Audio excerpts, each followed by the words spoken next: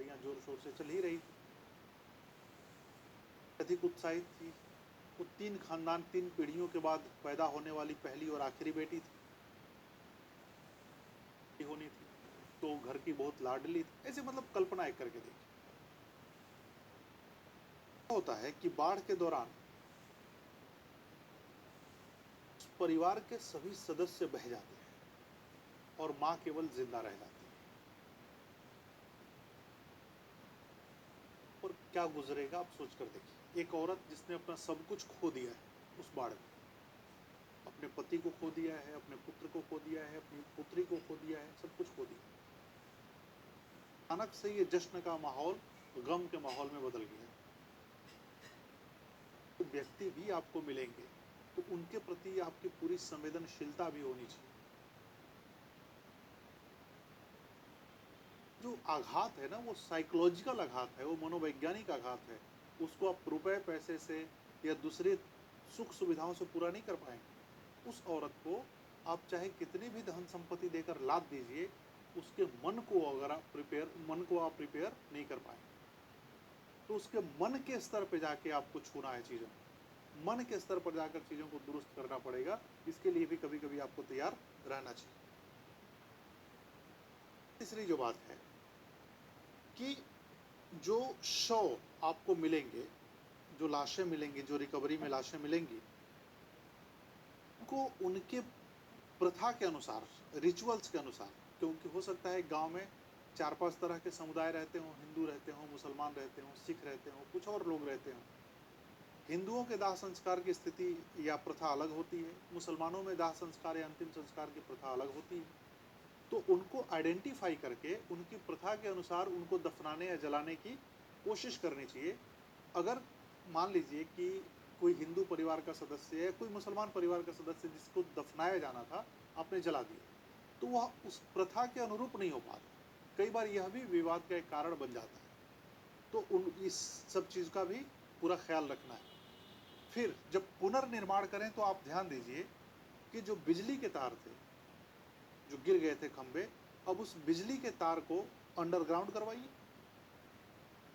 एक बार जब बाढ़ आएगी तो खंबे नहीं होंगे, टूटने का खतरा नहीं होगा, बिजली का खतरा नहीं होगा, सब अंडरग्राउंड करवा दीजिए। आजकल तो हो रहा है, खूब हो रहा है। तो यही बिल्ड बैक बेटर, एक बढ़िया इंफ्रास्ट्रक्चर लेकर आपको तैयार करना है। हाँ, ये ज़रूर है कि ये वाला जो प्रक्रिया है, ये विकास की जो प्रक्रिया है, ये कॉस्टली होती है, लेकिन ये भी ध्यान रखिए कि यह कॉस्ट इफेक्टिव भी होती है। वन टाइम इन्वेस्टमेंट यह हर बार की तबाही से बचाने का एक कारण है। घर बनाना बहुत बड़ा खर्चा है, लेकिन घर बना देने से आप कई तरह से सुरक्षित भी तो हो जाते हैं ना, इसीलिए तो हर कोई घर बनाता है। समस्याओं से आपको सुरक्षा मिल जाती है। आप घर ये सोच के मत बनाइए कि क्या करना है, सोना ही तो है घर, सोना ही नहीं है केवल घर, एक सुरक्षा का एहसास देता है आपको। सिक्योरिटी, सेंस ऑफ सिक्योरिटी, हर तरह की नेचुरल कैलेमिटी से, चोरी से, डकैती से, असुरक्षा से, हर तरह से आपको सुरक्षित रखने की एक प्रक्रिया है घर। यह वन टाइम इन्वेस्टमेंट बेशक देखने में लग रहा होगा, लेकिन आपको ये करना क्या है, आपको यही सारी चीज़ें इम्प्लीमेंट करनी है, तो ये बाढ़ का प्रबंधन हो जाता है।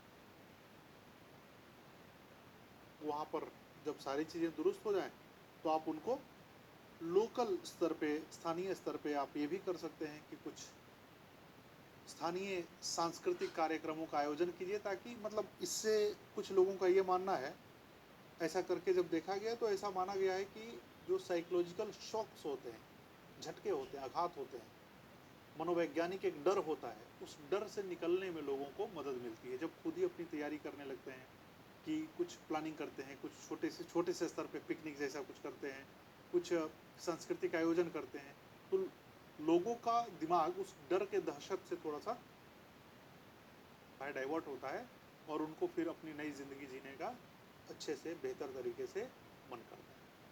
तो ये है बाढ़, बाढ़ का प्रबंधन, बाढ़ के कारण, बाढ़ के प्रभाव, ये तमाम तरीके की बातें थी। अब प्रश्न कैसे पूछे जाते हैं बाढ़ से? एक प्रश्न जो आपदा प्रबंधन में पूछा गया, उच्च तीव्रता की वर्षा के कारण शहरों में बाढ़ की बारंबारिता बढ़ रही है। कई क्षेत्रों में बाढ़ के कारणों पर चर्चा करते हुए इस प्रकार की घटनाओं के दौरान जोखिम कम करने की तैयारियों की क्रियाविधि पर प्रकाश डालिए। अब मुझे लग रहा है कि इस प्रश्न को लिखने में आपको किसी तरह की कोई चिंता, कोई दुविधा, कोई डर, कोई भय, कोई संकोच, कोई हिचक, कोई झिझक नहीं हो। पूछा गया है प्रश्न, कई वर्षों से उच्च तीव्रता, देखो यहां पर क्या है, उच्च तीव्रता की वर्षा के कारण शहरों में बाढ़ की बारंबारिता, यानी कि एक ही बार बाढ़ नहीं आ रही है, फ्रीक्वेंसी बढ़ रही है, बार बार बाढ़ आ रही है, हर साल बाढ़ आ रही है। क्षेत्रों में बाढ़ के कारणों पर चर्चा करते हुए एक कारण तो बता दिया है, लेकिन और भी कारण हैं चर्चा करने के लिए। बाढ़ आ रही है शहरी क्षेत्रों में, इसी को अर्बन फ्लड कहते हैं।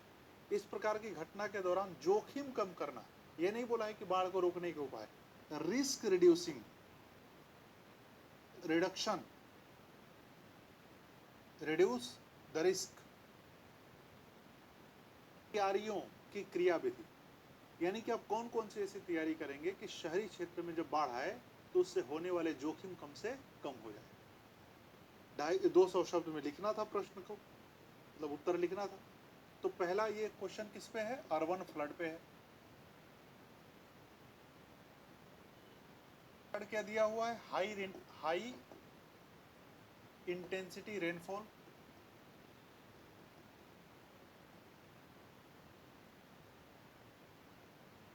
रेनफॉल। अब देखो हाई इंटेंसिटी रेनफॉल को हमने क्या किया है, एक्सप्लेन कर दिया आपको। हमने आपको ये भी बता दिया कि हाई इंटेंसिटी रेनफॉल क्यों हो रहा है भाई, कहीं अगर हो रहा है तो मुंबई का एग्जांपल लिया, दिल्ली का आप ले सकते हैं, कहीं का भी ले सकते हैं शहरी क्षेत्रों में। तो यहाँ पर अर्बन हीटिंग की वजह से, लो प्रेशर बनने की वजह से आसपास की आर्द्रताएं भी अब कैरी होकर इसी शहर में आ रही हैं, और इसकी वजह से बादल फटने या अतिवृष्टि जैसी घटनाएं सामान्य हो चुकी हैं। एक कारण तो हो गया, इसको एलोबरेट कीजिए। दूसरा कारण क्या आपको बताया, डिफॉरेस्टेशन खूब हुआ है। और आपको क्या बताया, जो ड्रेनेज कैपेसिटी है ये ब्लॉक हो गई है, अपर्याप्त है। चौथा कारण आपको पॉल्यूशन बताया था, अल्टीमेटली मिलकर ग्रीन हाउस गैस के एमिशन में मदद करता है, और फिर पानी को जब बहाव होता है तो कई पॉलिथीन, प्लास्टिक, पता नहीं क्या क्या जाके नालियों में जमा होते रहते हैं, जिससे पानी बाहर नहीं निकल पाता है। ये सारे कारण हैं, कारणों पर चर्चा आप ऐसे करेंगे। फिर बोला है कि रिस्क रिड्यूस कैसे करेंगे, तो जोखिम को कम करने के निम्नलिखित उपाय किए जा सकते हैं, उन उपायों की आपको चर्चा कर देनी है। बिजली के तारों को नीचे रखने की प्रक्रिया बताइए, जो तटबंधों का निर्माण हो सकता है उसकी प्रक्रिया बताइए, जो कच्चे की जगह पर पक्का मकान हो सकता है उसकी प्रक्रिया बताइए, और फिर बताइए कि अब आपदा पूर्व से लेकर आपदा के पश्चात तक दो दो तीन तीन बातें बताकर पॉइंट में अपनी सारी बातें खत्म कर दीजिए। 3 पॉइंट यहाँ बता दिया, 3 पॉइंट यहाँ बता दिया, 3-4 पॉइंट यहाँ बता दिया, मान लीजिए अगर यह 10 पॉइंट हो गए, और हर एक पॉइंट में 10-10 शब्द भी अगर आते हैं तो 100 शब्द आपके आ जाएंगे जोखिम को कम करने के लिए, और 100 शब्दों में ऊपर की कहानी आ जाएंगी। शहरों में बाढ़ उत्पन्न होने के पीछे ये कारण है, पॉइंट वाइज आप उत्तर लिखिए, डायग्राम बनाइए, मुंबई का उदाहरण दे सकते हैं, दिल्ली का उदाहरण दे सकते हैं, चेन्नई का उदाहरण दे सकते हैं। क्या हो जाता है, उत्तर की पुष्टि बेहतर तरीके से हो जाती है। तो यह है बाढ़। समझता हूँ कि बाढ़ पर इससे बाहर प्रश्न आपसे कम से कम आपदा प्रबंधन की दृष्टि से तो नहीं पूछे जाएंगे। फर्स्ट पेपर में एक आध बार क्वेश्चन जरूर पूछा गया है, तो वहाँ पर अलग अलग क्षेत्रों में जब बाढ़ आती है तो एक उपाय ऐसा भी होता है कि नदियों से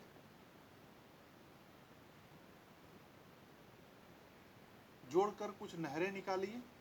नहर मतलब कि धाराएं निकलेंगी, और इन धाराओं का पानी आसपास के कुओं में, आसपास कुएं का निर्माण होता है, और बढ़ा हुआ पानी इसी कुएं के माध्यम से ज़मीन के नीचे चला जाता है, जिससे इरिगेशन, सिंचाई वगैरह में मदद मिलती है, ग्राउंड वाटर रिचार्ज में मदद मिलती है।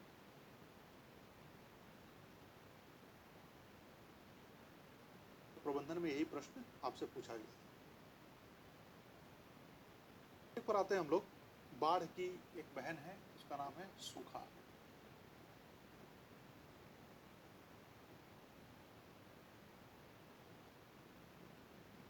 ड्राउट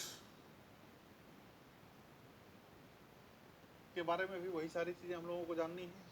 जानना है कि सूखे की संकल्पना क्या है,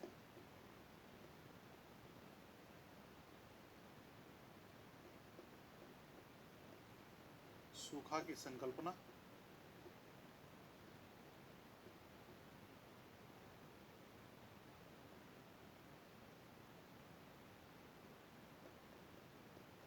प्रकार, कारण,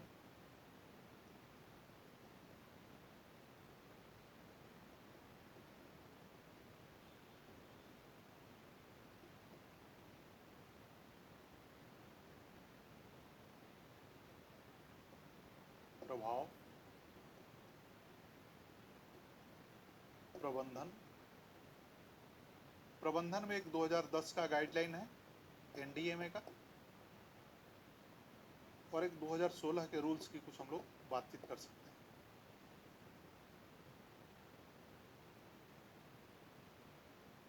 सूखा की संकल्पना, सूखे के प्रकार, सूखा का कारण, भारत में सूखे से प्रभावित क्षेत्र कौन कौन से हैं, ये तमाम तरीके की बातें हम लोगों को करनी है।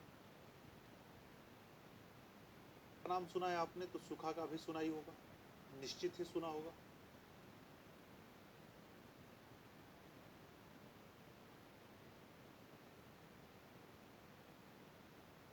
कैसे? बाढ़ अपने आप में कोई एब्सोल्यूट टर्म नहीं है, रिलेटिव टर्म है, कंपैरेटिव है, सापेक्षिक पद है। तरीके से सूखा भी अपने आप में एक सापेक्षिक पद होता है, टिव होता है, एब्सोल्यूट इसमें भी कुछ नहीं होता है। सूखे का मतलब ये हुआ, अगर आपसे मैं ये कहूं कि किसी क्षेत्र में 1000 सेंटीमीटर बारिश हो रही है, किसी क्षेत्र में 120 सेंटीमीटर बारिश हो रही है, एक में 1100 सेंटीमीटर बारिश हो रही है, इसके बर्तन को थोड़ा सा और बड़ा कर देते हैं, तो बर्तन कर देते हैं इसको, और एक जगह 120 सेंटीमीटर बारिश हो रही है। सवाल यह है कि दोनों में सूखा कहां पड़ेगा, में सूखा पड़ेगा। का उत्तर है कि 120 सेंटीमीटर वाले में पड़ेगा, तो आपका उत्तर गलत है। आपका उत्तर है कि 1000 सेंटीमीटर वाले में पड़ेगा, तो आपका उत्तर गलत है। जब तक बाकी की कंडीशन हमें पता नहीं चल पाएगी, तब तक हम ये डिसाइड नहीं कर पाएंगे कि सूखा 120 सेंटीमीटर वाले इलाके में ज़्यादा होगा या 1000 सेंटीमीटर वाले में ज़्यादा दिखाई देगा। एग्जाम्पल से बात समझते हैं। घर हैं, एक घर का नंबर है 1401 और दूसरे घर का नंबर है 1399। का नंबर है शहरों में। इसकी छत के ऊपर एक टंकी रखी हुई है जिसकी कैपेसिटी है 1000 लीटर। ये भी छत के ऊपर एक टंकी रखी हुई है, क्योंकि दोनों एक ही मोहल्ले के घर हैं तो बराबर कैपेसिटी है इसकी 1000 लीटर। जब बोलूं कि कहां पर पानी की कमी होगी, कहां पर पानी की अधिकता होगी, कहां पर पानी पर्याप्त होगा, इसका भी आप उत्तर नहीं दे सकते। चल एक और रख लेते हैं। मान लीजिए कि एक और घर है, उसका नंबर है, वो अलग इलाके में है, उसका नंबर है 297 और इसकी छत पर एक टंकी रखी हुई है, उसकी कैपेसिटी है 500 लीटर। अब मैं अगर आपसे पूछूं कि किस घर में पानी की कमी होगी, होगा 500 लीटर वाले में, 297 नंबर के घर में। क्योंकि दूसरे पक्ष को भी समझना है कि क्या रिक्वायरमेंट क्या है भाई। अब मान लीजिए कि यहां पर 8 लोग रहते हैं, 8 पर्सन्स, यहां पर 12 लोग रहते हैं और यहां पर एक व्यक्ति रहता है अकेले, उसके घर में और कोई नहीं। 8 लोग रहते हैं, जहाँ पर 8 लोग रह रहे हैं, वहाँ पर तकरीबन 12 लीटर पानी हर व्यक्ति के हिस्से में आ रहा है। सॉरी,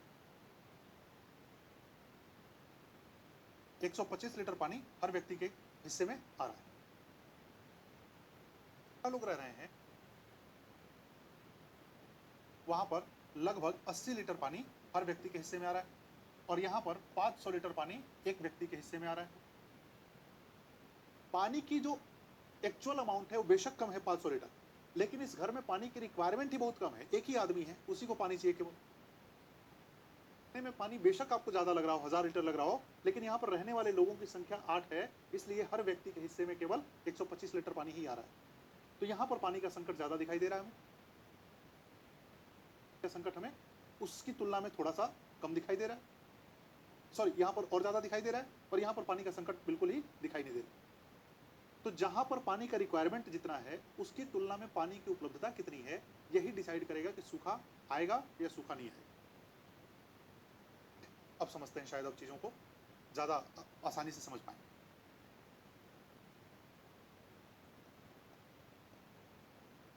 वाष्पोत्सर्जन की मात्रा किसी इलाके में ज्यादा है वर्षण से, तो वहां पर सूखे की स्थिति उत्पन्न हो सकती है। तो वाष्पोत्सर्जन का मतलब हुआ जल की आवश्यकता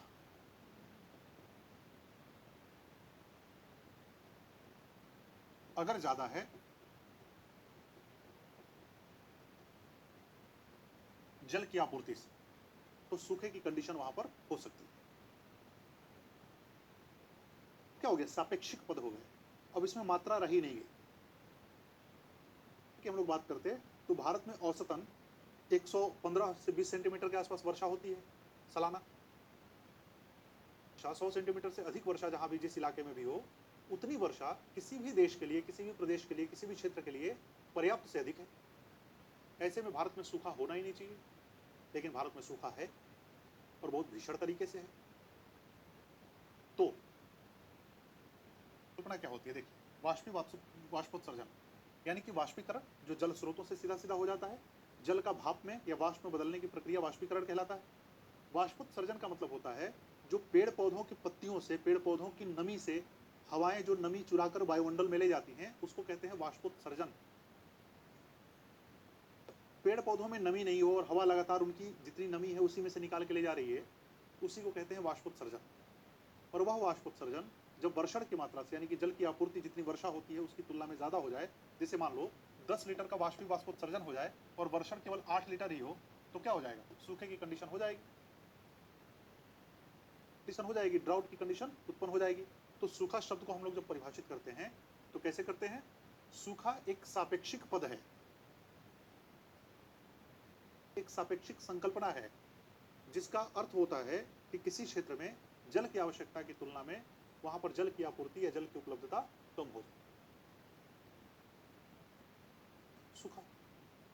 लेकिन जब आईएमडी डिसाइड करता है सूखा या डिफाइन करता है सूखा, आईएमडी क्या करता है? इंडियन मेट्रोलॉजिकल डिपार्टमेंट या भारतीय मौसम विभाग क्या कहता है? जब किसी क्षेत्र में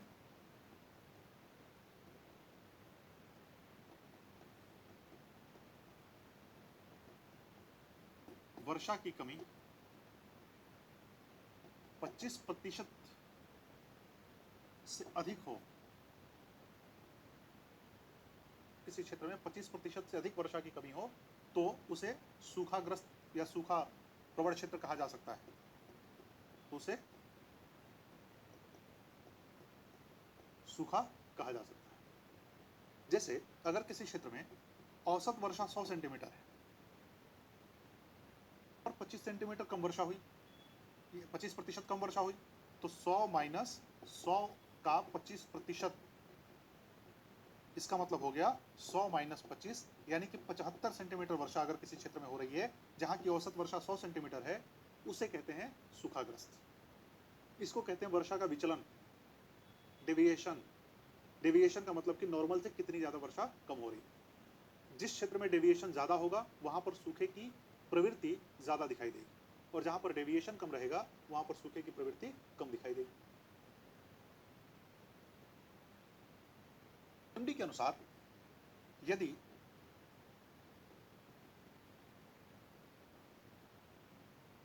वर्षा की कमी 26% से लेकर 50% तक हो तो उसे सामान्य सूखा कहेंगे।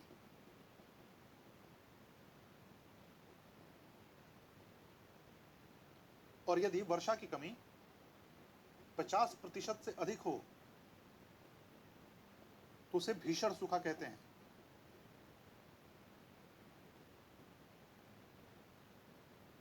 ये दो बातें आपको याद कर लेनी। अब मॉडरेट सूखा को हटा दिया गया, बातचीत नहीं की जाती है, तो क्या हो गया? इसका अर्थ क्या हुआ कि सामान्य वर्षा किसी क्षेत्र में मान लेते हैं, या औसत वर्षा इसको लिख लेता हूं। मान लीजिए किसी क्षेत्र में औसत वर्षा 100 सेंटीमीटर, लिख लेता हूं वर्षा, किसी वर्ष वर्षा की कमी 25 से 50%।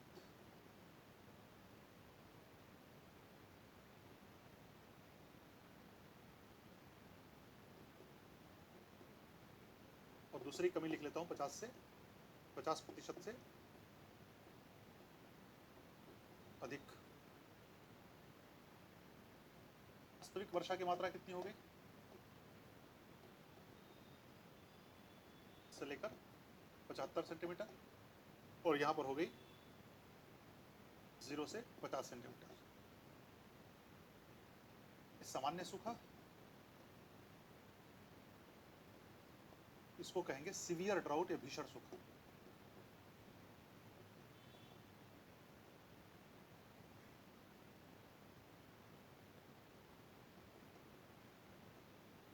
नॉर्मल ड्राउट, सीवियर ड्राउट, सूखे की बातचीत की जाती है। इस सूखे की वजह से कई तरह की समस्याएं उत्पन्न होंगी। ये सूखा कई तरह का होता है, तो अलग अलग कैटेगरी में इसको बांटने का काम किया गया है। वो सारी कैटेगरी समझना हम लोगों के लिए जरूरी है, क्योंकि एक कैटेगरी दूसरे से, दूसरी तीसरे से इस तरीके से लिंक होती है, उसको भी हम लोग समझ लेते हैं। चलिए इनके टाइप्स वगैरह को हम लोग देखते हैं, या मतलब पहले इसी को थोड़ा सा और अगर आप समझना चाहें तो आप समझ लीजिए। जैसे 100 सेंटीमीटर की वर्षा होनी थी किसी जगह में, किसी क्षेत्र में, और वहां पर वर्षा 50 सेंटीमीटर से 75 सेंटीमीटर तक हो रही है, तो उसको हम लोग कहते हैं सामान्य सूखा। अगर जहां पर वर्षा सामान्यतः 100 सेंटीमीटर होती रही है, तो वहां पर वर्षा 50 सेंटीमीटर से कम हो तो उसे कहते हैं भीषण सूखा, सीवियर ड्राउट, ऐसा कहा जाता है। अब 2016 में आईएमडी ने एक खेल खेला। आईएमडी मतलब कि इंडियन मेट्रोलॉजिकल डिपार्टमेंट। अखबारों के शीर्षक भी बने उससे, और कहा गया कि भारत से सूखा गायब हो गया, भारत में अब सूखा पड़ेगा ही नहीं। हुआ दरअसल ये था कि 2016 में आईएमडी ने अपनी डिक्शनरी से सूखा शब्द हटा दिया, और वहां पर एक शब्द का प्रयोग किया गया जिसको कहते हैं डेफिशिएंट ईयर। डेफिशिएंट ईयर, और दूसरा शब्द था large deficient year.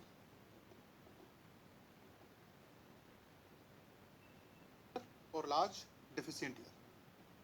Deficient year का मतलब वही हुआ कि अगर वर्षा की कमी 25% से लेकर 50% तक रहती है तो उसे हम लोग डेफिशिएंट ईयर कहेंगे, जिसको यहाँ पर सामान्य सूखा कहा गया है। तो इसी सामान्य सूखे वाले को डेफिशिएंट ईयर कहा गया। और अगर वर्षा की कमी 50% से ज़्यादा रहती है तो उसे कहेंगे हम लोग लार्ज डेफिशिएंट ईयर, जो सीवियर ड्राउट या भीषण सूखे के रूप में जाना जाता था। वैसे अगर कभी कभी आपने शब्द सुना होगा देशव्यापी सूखा, तो देशव्यापी सूखा का मतलब होता है कि अगर पूरे देश में वर्षा की मात्रा नॉर्मल वर्षा से या सामान्य वर्षा से 10% से कम हो, यानी कि 100 सेंटीमीटर के स्थान पर 90 सेंटीमीटर या इससे कम वर्षा हो, इसका प्रभाव देश के पूरे क्षेत्रफल के 20% से अधिक भाग पर पड़े तो उसे कहा जाता है देशव्यापी सूखा। और अगर इसका प्रभाव 40% से अधिक भूभाग पर पड़े तो उसको कहा जाता है भीषण सूखा, खतरनाक सूखा। क्या हुआ इसका मतलब? मान लीजिए कि भारत का क्षेत्रफल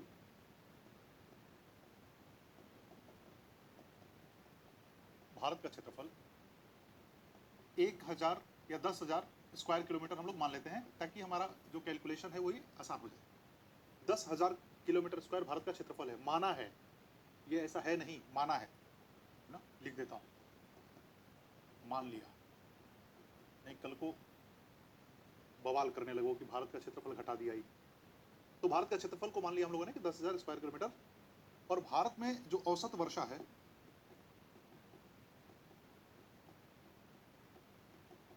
वह है 100 सेंटीमीटर, यह भी हम लोगों ने मान लिया। तो देशव्यापी सूखा होने के लिए क्या कंडीशन है कि वर्षा में कमी 10% से अधिक होना चाहिए, यानी कि अगर वर्षा 90 सेंटीमीटर से कम होती है ना वास्तविकता में, और यदि इस 90% या 90 सेंटीमीटर से कम वर्षा होने के कारण लगभग 20% क्षेत्र प्रभावित होता है, तो 10,000 का 20% कितना हो गया, देख लेते हैं हम लोग। 10,000 इंटू 20%, ऐसे ही कैलकुलेशन करते हैं परसेंटेज का। तो ये दोनों आप पता ही आपको, तो 2,000 किलोमीटर स्क्वायर में इसका प्रभाव अगर पड़ा कम से कम, तो कहेंगे कि देशव्यापी सूखा पड़ा है। देशव्यापी सूखे की परिभाषा है, परिघटना है। लेकिन फिलहाल मान के चलते हैं कि वर्षा की मात्रा के आधार पर ही सारी चीजें डिसाइड होती है। बहुत सारे खेल खेले जाते हैं, जब आप समस्याओं को खत्म नहीं कर सकते तो समस्याओं को नया नाम दे दीजिए, आपको शरबत कर दीजिए, अगर शराब बंदी से दिक्कत हो रही है तो शराब को शरबत कर दीजिए, बंद नहीं करना पड़ेगा। यही काम सरकार के द्वारा या आईएमडी के द्वारा किया गया। कई लोगों ने आक्षेप लगाया, कई लोगों ने आरोप लगाया, कई लोगों ने दोषी ठहराया केंद्र सरकार को कि केंद्र सरकार जानबूझकर ऐसा कर रही है क्योंकि वो सूखे को मैनेज कर पाने में सक्षम नहीं हो पा रही है, इसलिए ऐसा कर रही है कि सूखा शब्द ही दरअसल हटा दे रही है। देखो, बाढ़ से अलग पहलू है सूखे का। सूखे का जो पहलू है वह बाढ़ से अलग है। बाढ़ दिखता है, बाढ़ को महसूस किया जाता है, सूखा दिखता नहीं है, सूखे का प्रभाव दिखता है। तो सूखा एक हमारे यहाँ पॉलिटिकल गेम भी है, पॉलिटी भी है। पॉलिटिक्स जब की जाती है और इलेक्शन के जो समय आते हैं तो कई बार सत्ता जो होती है सूखे के दम पर उलट पलट हो जाती है, इसलिए सूखा बड़ा संवेदनशील मामला हो जाता है। राजनीतिक रूप से सूखा घोषित हो जाती है तो केंद्र सरकार को मदद देनी पड़ती है, मतलब केंद्र सरकार मदद देती है किसको, राज्य सरकारों को। लेकिन सूखे के परिभाषा में जब बदलाव कर दिया गया, सूखे के क्राइटेरिया में जब बदलाव कर दिया गया, तो अब केंद्र सरकार को राज्य सरकारों को जो मदद दी केंद्र सरकार जो राज्य सरकारों को मदद देती थी वह अब नहीं देना पड़ेगा या बहुत कम देना पड़ेगा। केंद्र सरकार ने कहा है कि सीवियर ड्राउट जब होगा, खतरनाक किस्म का जब सूखा होगा, तो ही हम आपको मदद देंगे, अन्यथा नहीं देंगे, आप अपने लेवल पे मैनेज कर लीजिए। इसी को लेकर कई लोग कहते हैं कि केंद्र सरकार अपना हाथ खींच रही है, जिससे किसानों की स्थिति, जो मराठवाड़ा का इलाका है, जो सूखाग्रस्त इलाका है, जो मराठवाड़ा वाला महाराष्ट्र का विदर्भ का इलाका है, वहाँ पर बहुत सारी समस्या आने वाली है। किसानों की समस्याओं में कई गुना ज़्यादा वृद्धि हो जाएगी। अलग अलग क्राइटेरिया इन लोगों ने रख दिया, तो उसका एक पॉलिटिकल अपना आयाम भी है, एक राजनीतिक खेल भी है कि वह राजनीतिक खेल किस तरीके से, किस रूप में अपना आकार प्रकार स्वरूप ग्रहण करता है। खैर, सामान्य रूप से हम लोग आते हैं यहाँ पर सूखे के प्रकार।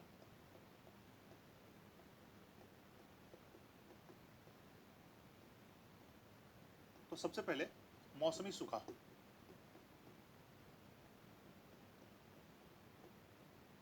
दूसरा होगा जलीय सूखा, फिर लिख सकते हैं हम लोग मृदा सूखा, या फिर इसको लिख देंगे हम लोग कृषि सूखा, फिर लिख सकते हैं मृदा सूखा, फिर लिखा जा सकता है, मतलब लिखा जा सकता है कि मतलब हो सकता है पारिस्थितिकी सूखा, या फिर इसको लिखें सामाजिक आर्थिक सूखा, और फिर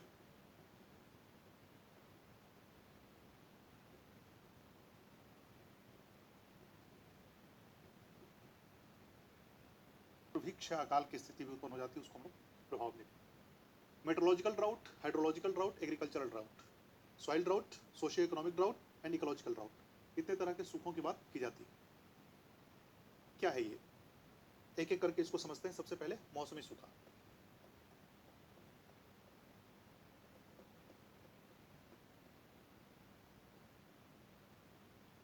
किसी कारण से, किसी भी वजह से वर्षा की मात्रा में लगातार कमी हो जाए, 1 साल के लिए, 2 साल के लिए लगातार जब कमी पड़ने लगती है, तो मौसमी सूखे की स्थिति उत्पन्न हो जाती है। यानी कि जिस साल जितनी वर्षा होनी थी, उतनी वर्षा नहीं होती है, तो सूखे की शुरुआत हो जाती है। और अगर 2, 4, 5 साल तक लगातार ये कंडीशन बनी रहे कि वर्षा हो ही ना, या कम वर्षा हो, आवश्यकता से, औसत से बहुत कम वर्षा हो, तो मौसमी सूखे की स्थिति बनने लगती है। ऐसा नहीं है कि 1 साल अगर बारिश नहीं हुई, तो पूरे देश में प्रलय मच जाएगा या अकाल हो जाएगा। बारिश नहीं हुई 1 साल तो अकाल नहीं आएगा। लेकिन लगातार यह कंडीशन अगर बनी रही, तो शुष्कता, एक ड्राइनेस होती है, वह ड्राइनेस अल्टीमेटली कन्वर्ट हो जाती है ड्राउट में, यानी कि शुष्कता लंबे समय के बाद सूखे में कन्वर्ट हो जाती है। सूखा वही है। तो मौसमी सूखा बिल्कुल वर्षा से संबंधित है, वर्षा की कमी से संबंधित है। और इसी के बारे में हम लोगों ने बात की है कि एक डेफिशिएंट ईयर होता है, deficient year when rainfall deficiency is between 25 to 50% of long term average rainfall. दीर्घकालीन औसत वर्षा से जब 25 से 50% की कमी हो जाती है वर्षा में, तो उसको कहते हैं हम लोग डेफिशिएंट ईयर। और दीर्घकालीन औसत वर्षा से जब 50% से भी अधिक कमी हो जाए वर्षा में, वर्षा की मात्रा में, तो उसे कहते हैं हम लोग लार्ज डेफिशिएंट ईयर।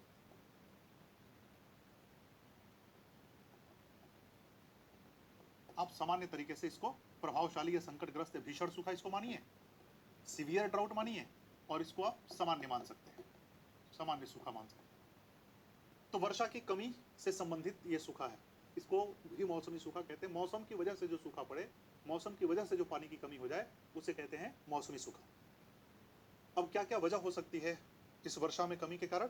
तो भारत के संदर्भ में महत्वपूर्ण बात हो जाती है। देखिए, इसके कारण की हम लोग बात करते हैं। वर्षा कम या वर्षा की मात्रा कम क्यों हो सकती है? तो मौसमी सूखा का क्या क्या कारण हो सकता है? पहला, मानसून का देरी से आना एवं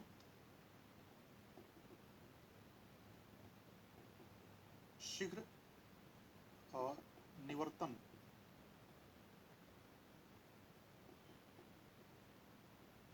मतलब जल्दी लौट जाना। Retreat of monsoon gets very soon, whereas arrival of monsoon is delayed. तो अगर मानसून देरी से आ रहा है और जल्दी वापस चला जा रहा है, इसका मतलब क्या होगा कि भारत में मानसून के जो रहने का जो समय होगा, जो टिकने का समय होगा, मानसून का ड्यूरेशन होगा, वह घट जाएगा। सामान्यतः, सामान्य रूप से हमारे यहाँ 1 जून को मानसून आ जाता है। मेनलैंड जो है भारत का, केरल में 1 जून को मानसून आ जाता है, और 15 सितंबर के बाद रिट्रीट ऑफ मानसून शुरू होता है। मतलब 15 सितंबर के बाद मानसून वापस लौटना शुरू होता है। तो तकरीबन ये जो 100 दिन का समय होता है, इसी 100 दिन के अंदर हमारे यहाँ कुल वर्षा का 70 से 80% रेनफॉल हो जाता है। औसतन 73% रेनफॉल इसी 100 दिन के अंदर होता है। तो 1 जून से 15 सितंबर अगर